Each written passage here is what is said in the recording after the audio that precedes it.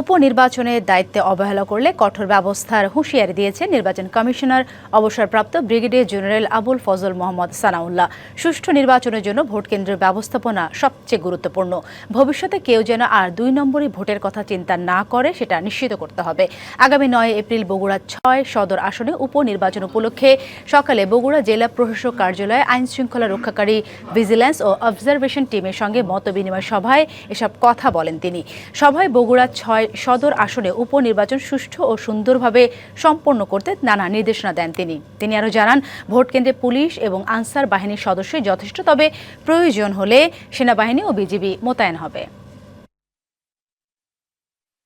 কিছু কিছু জায়গায় ভোটের আগের রাত্রে আমাদের ভিজিল্যান্স আইন প্রয়োগকারী সংস্থার সদস্যদের কেন্দ্রে প্রবেশ, প্রয়োজন না হলে সেনাবাহিনী বিজিবি যাচ্ছে না, বাট প্রয়োজন হলে যাবে।